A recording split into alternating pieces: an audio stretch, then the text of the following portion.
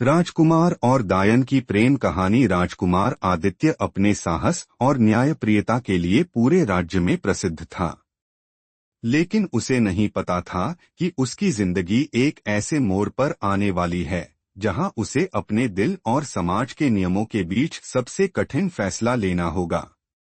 भटकती आत्मा का जंगल। राज्य के उत्तर में एक घना जंगल था जिसे लोग भटकती आत्माओं का जंगल कहते थे। वहां जाने की हिम्मत कोई नहीं करता था, क्योंकि कहा जाता था कि वहां एक दायन रहती है जो हर किसी को अपने वश में कर लेती है। लेकिन एक दिन जब राजकुमार अपने शिकार अभियान पर था, तो वह घोड़े पर सवार होकर रास्ता भटक गया और उसी जंगल में जा पहुंचा। अचानक हल्की ठंडी हवा चली और सामने एक अद्भुत सुंदर युवती प्रकट हुई। उसकी आंखें चमकदार नीली थीं, लेकिन उनमें एक अजीब सा दर्द था। पहली मुलाकात। तुम कौन हो? राजकुमार ने तलवार निकालते हुए पूछा।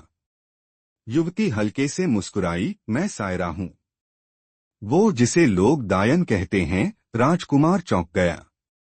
उसकी कल्पना में दायन एक डरावना राक्षस थी, लेकिन सायरा तो नाजुक और उदास लग रही थी। अगर तुम सच में एक दायन हो तो मुझे मार क्यों नहीं देती? सायरा की आंखों में आंसू आ गए।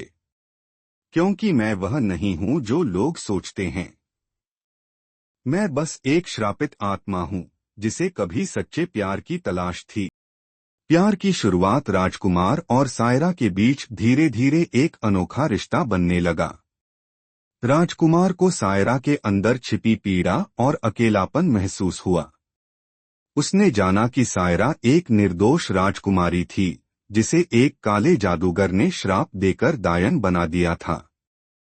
हर रात वे छुपकर मिलते, बातें करते, हंसते और एक दूसरे को समझने लगे। सायरा ने एक दिन पूछा, अगर तुम्हें पता चले कि मुझे बचाने का एक ही तरीका है कि तुम मुझसे सच्चा प्यार करो और अपने राज्य के विरोध का सामना करो, तो क्या तुम करोगे? राजकुमार ने बिना झिझके कहा, अगर मेरा प्यार सच्चा है तो मैं पूरी दुनिया से लड़ जाऊंगा। समाज की चुनौती। जब राजमहल को इस बात की खबर लगी तो वहां हंगामा मच गया। मंत्रियों और सैनिकों ने आदित्य से कहा, एक दायन से प्रेम करना असंभव है, तुम उसे खत्म कर दो। लेकिन राजकुमार ने सभी के सामने कहा, वह दायन नहीं, मेरी प्रेमिका है।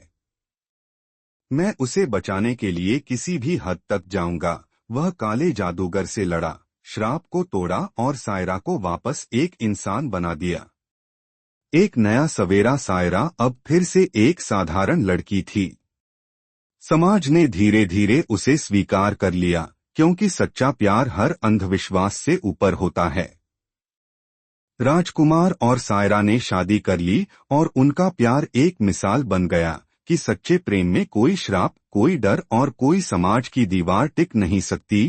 प्यार सिर्फ खूबसूरती या समाज के नियमों पर नहीं टिका होता, यह आत्मा से आत्मा का बंधन होता है।